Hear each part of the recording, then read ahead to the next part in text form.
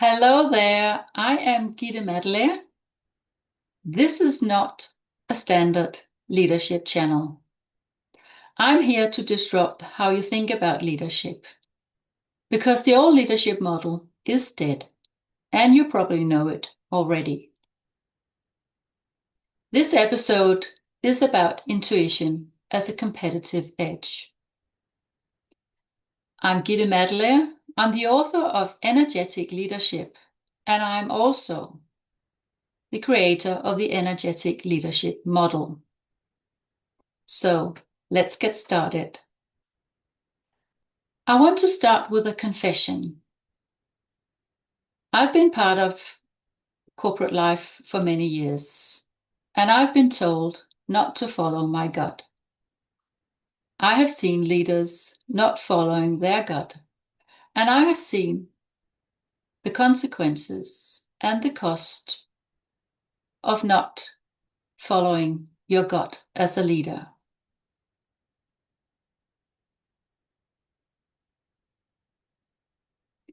So, this is what we're going to talk about in this episode. And the episode is about intuition as a competitive edge. So, we're going to talk about three things. The first thing is, what is intuition? The second thing is a real life example. And the third thing is, how do you make better decisions using intuition? So, what is intuition? I started using, gut as a word, but I really think that gut is not quite covering what it really is, because we can have a gut feeling, sort of a sense in our stomach that, maybe I should do this, or maybe I feel like that, or something in that area. But intuition is something deeper than just a sort of superficial gut feeling. So this is what we're going to talk about today. Intuition is really when you are able to sense, to use your whole body, to use all your senses, all your cells, to activate all your cells, to calibrate them, and you could also say to liberate all your cells in your body, so that energy is not stuck in any way. Because it all comes down to that energy is everything. It is a frequency, it is quantum physics, it has been proven, it has been documented. We now know that our heart has 5 times more magnetic field than our brain. So it is a much more strong, more powerful magnetic field than our brain.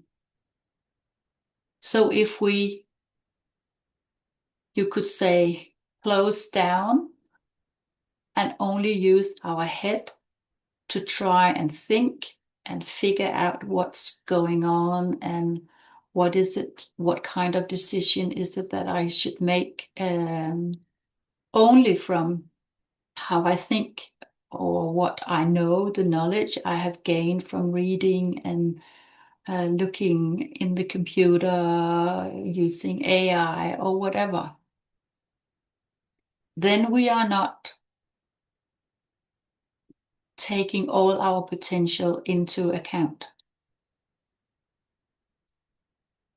So we have some power in our heart, in our body, that we should include in our decision making, in our way of living, in our way of leading.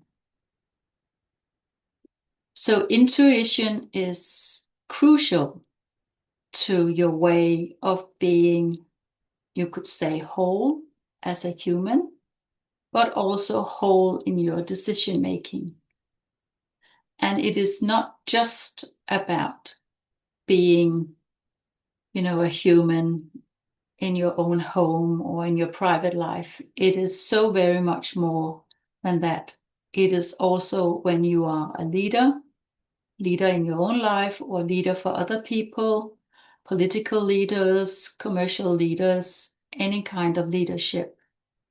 It is crucial that we do not forget our intuition. And in previous episodes, I've talked about that we have different kind of energies. It's all energy, yes. And also the glass I have here is also energy, and the chair I'm sitting on is also energy. Everything is energy. It's just more materialized. You could say on a 3D level.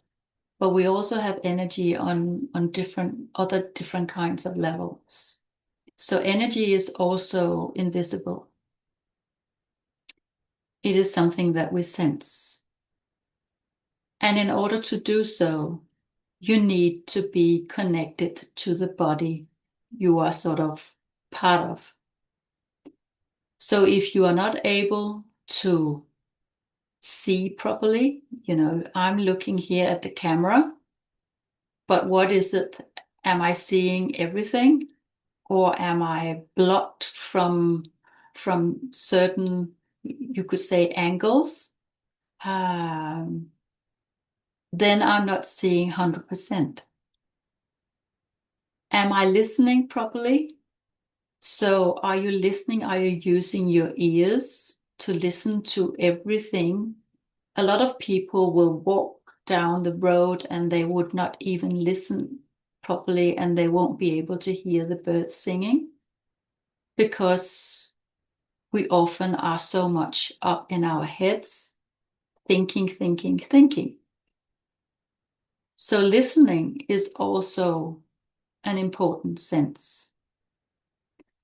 And another sense is that we should be able to feel. And we have been taught for many, many centuries that it's not a good thing to feel. Of course, you should be able to feel that you're frightened if there's a tiger coming at you, or there's a car in front of you running right in front of you. Of course, you should react, and then you get frightened.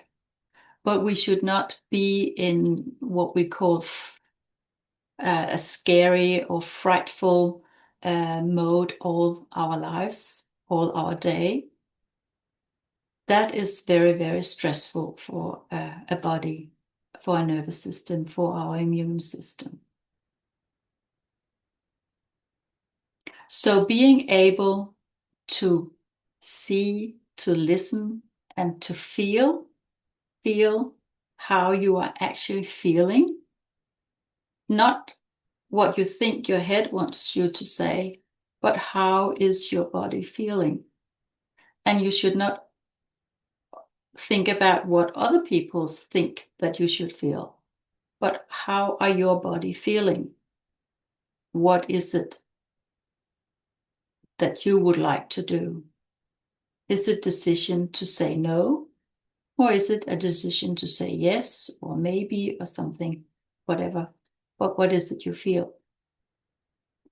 So seeing, listening, feeling, and then the last thing is, are you able to also believe in those other three things? So are you connected to your body? Have you embodied who you are, what you want? And a lot of people make fun of that. They think, okay, well, yeah, you should just breathe a little bit and then everything is good. No, we have forgotten as humans to literally sense our bodies. Our bodies are telling us a lot of things. And when we do not listen, we don't get all the information. So you could say that our body, our intuitive self, is a huge computer system that we are not listening to. In previous episodes, I've talked about that we only use 5% of our potential because 95% of it is in our subconscious mind. So we have a huge potential that we're not using. And in a world like it is today, we need to use our whole potential. We have lots of different crises, wars, ruptures, lots of challenges that we need to master. So we need our full potential. So intuition is when we become present, when we are able to go from only being in our heads to also engage and embody all our senses. And then we can use both all our rational knowledge and drive it and act and be very creative also, if we are able to also drag on the intuitive part of our competences. So intuition is when we are able to be present and tap into that intuition. And sort of, I very often call it weaving, because it is not something that is very fixed. It is a bit like, weaving might even be not the right word, but be like water when water is flowing. But also weaving, I like weaving because we are actually mixing things. So how are you mixing the rational and the intuitive? And it sort of happens in a very wavy, like a wave, and also like water is sort of a very subtle, but also can also be very big and bold. But it sort of goes just like when you're sitting here, bouncing a little bit from one side to another. But it doesn't have a fixed system in the way that it sort of comes around. So intuition is a way of getting hold of your potential. It's a way of opening up to your senses. It's a way of engaging in your whole body and all of your capacity, all of your strength. And by that, I also mean all of your vulnerability, because you're not able to get hold of your intuition if you are not willing to thread, to let go, to surrender, into trust, into, we could also say love, but to open up. And I'm not meaning it in only a romantic way, but opening up to being trustful to yourself, most of all, but also to others.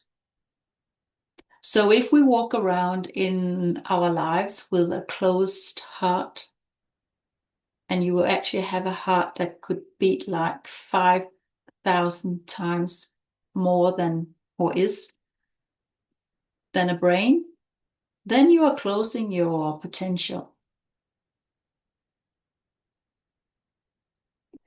So who wants to sort of, bury your potential? Really, I think no one wants to do it.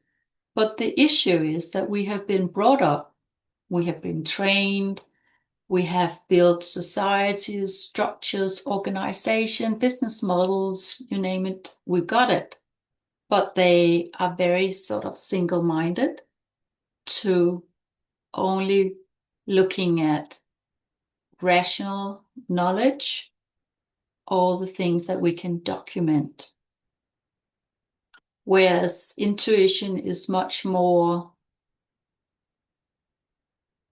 subtle. It is much more invisible. And it is also much more full of power. And maybe that is what we're scared of. Or some people, leaders, old leaders, whatever, were scared of it and build all that old framework we're still trying to get rid of. So intuition is the most powerful skill competency that you can try and unleash. And I'm using the word try because we will be trying that.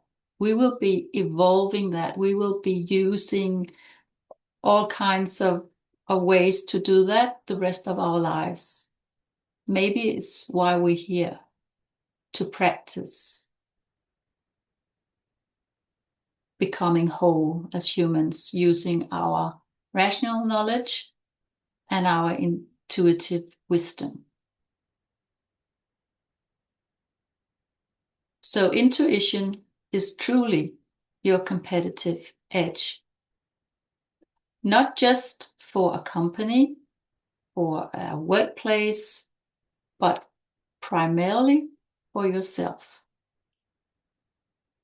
You will gain so much power, you will gain so much meaning, and you will also become so much more healthy and unstoppable.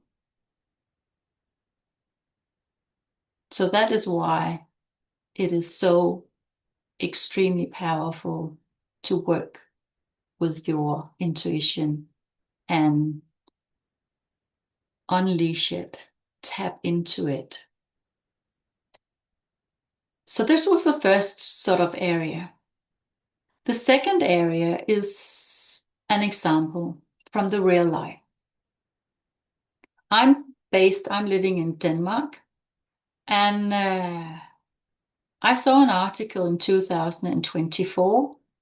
It was from a business magazine, not business magazine, but a business newspaper in Denmark called Berlingske.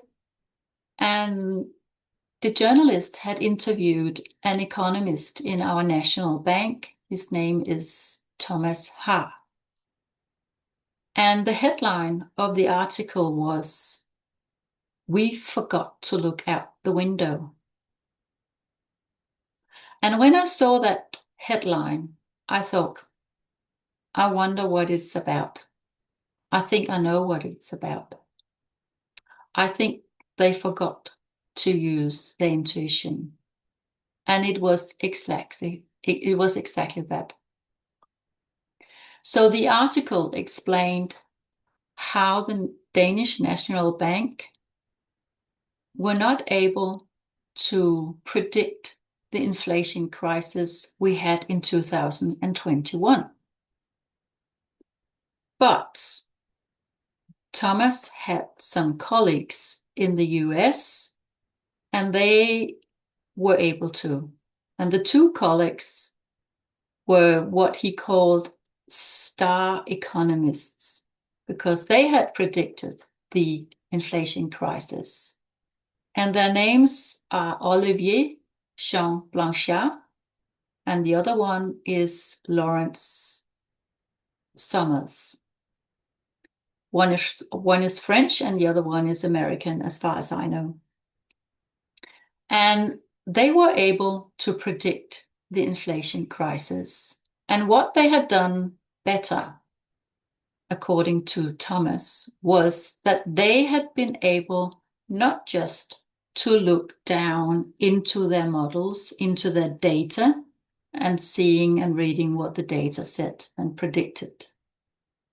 They also looked out the window, and it's a way of speaking. Of course, they looked out into the horizon, the window, the future, what's going on, what decision has been made in the last couple of months, or, adding that to all the models and the data.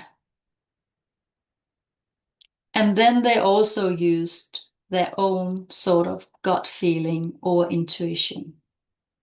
So they used what they were seeing. They used what they were hearing or listening to. They used what they were sensing. So what did they sense in their body? And they also used what they believed in. So they added it all together. They had the data, the models, all the rational knowledge, but they also took advantage of their ability to use the other part of themselves, their intuition. So they predicted the inflation crisis in 2001 and 2021. So, well, I was a bit curious. So I rang Thomas and I said, could we have a meeting? So I actually had a meeting with Thomas Hart in the National Bank, primarily to understand. One thing is reading an article, and and I wanted to ask him, how do you work then with intuition and improving the way your decision making? And we had a good talk about that, and it was not that easy, to change habits, to change structures, to change way of working and processes, to change human beings. And he had one interesting remark too, which I want to tell you about. He said, "Oh yes, Blanchard and Summers, they are independent. They have now their own company, so they are independent." And my answer to that, or my a little bit provocative answer was, does that mean that when you come to your office, you park your intuition in the reception and then you go to work without your intuition just because you are employed? So does it mean that only if you are employed and or only if you are have your own company, then you can use your intuition? I don't think so, was my comment, you know. But it's okay if we park our intuition in the reception and we go to work then and we only use our rational mind. Yeah, then we're stuck. And that is right where we are right now, more or less in most of the world, in this crossing. Do you want to use the whole of yourself in your decision making? Or do you just want to use half of it? Not just for your working life, but for your whole life. And we are seeing that more and more. We are seeing the rupture, we are seeing the disruption, we are seeing people taking to the streets, we are seeing lots of ways of people saying no. Or you could say it in a different way, like I've done it on my book, where the subtitle is When Modern Life Design Collides with All Leadership Habits, it is time to tap into intuition and unleash your energetic sense of the future. So the third thing is we need to make better decisions. We make decisions every single second in our life. Little ones, big ones, bold ones, difficult ones, easy ones. But we also have leaders who make a lot of decisions for a lot of people. And right now we are on the edge in many ways. Biodiversity, climate change, wars, business models that are not working anymore, that needs transformation, people who maybe need to move because of the climate change. And there's a lot of issues, a lot of things we have to make decisions about. So decision making is really fundamental, both in our own lives, because we are all leaders in our own lives, but especially for leaders leading other people in organizations, corporate organizations, and in societies. We are seeing democracy declining in the whole world. And I believe that democracy is by far, a full democracy is by far the most healthy way until now for societies. So decision making is much better for a human being, for an organization who would like to have employees in the future that are thriving, but also with bottom lines, 3 bottom lines that are healthy, both an economical bottom line, a social bottom line, an environmental bottom line. And decision making is, again, built on 3 things. That you are able to be foresightful, that you are able to look out the window, that you're also able to look in, to have some sort of knowledge about who you are, to be able to be present, to embody all your senses, and to use them. So looking out to be foresightful, looking in to be present. And by using those 2 skills, competencies, you are able to act in a much more healthy, holistic, and beneficial way for yourself and for others, and also for the planet. So by acting that way, you are using all your senses, and you are using what you're seeing, what you are hearing and listening, and what you're feeling. And then you are taking it all into account and making some sort of a quick conclusion in what you believe in. And then you make the decision. And sometimes the conclusion will take quite some time, because you're also using data and you want to look at the things, and you want to look at the graphs, and you want to look at other things. But when you are aligned, when you have activated your cells, when you have calibrated them, when you have embodied them, then you are also liberating your intuitive power. And then you will find that the intuitive power is actually guiding you. You will make decisions that suddenly you think, wow, where did that come from? You will make decision in a much easier way.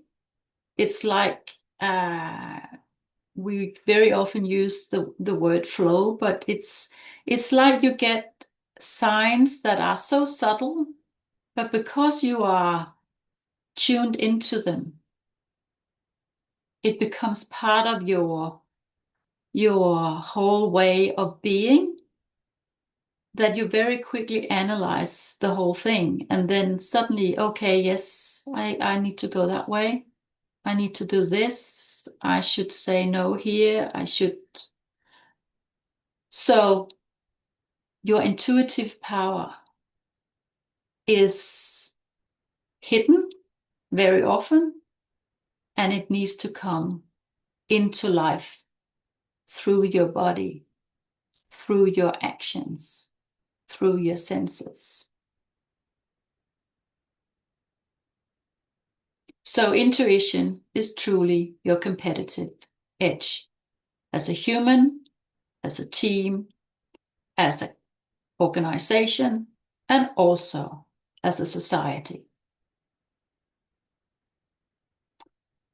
If this episode made you feel or think something, that is good. Energy moves when we pay attention to it. And that is why you're here. That's why we're here on Earth, I think. So please hit subscribe if you want to follow and hear about the next episode. Or please let others know, maybe your leader, if they're ready for a different kind of conversation. You can find more about my book, Energetic Leadership, and other resources or ways to work with me on energeticleadership.eu. You can find everything in the subscription below. Until next time, lead with your energy.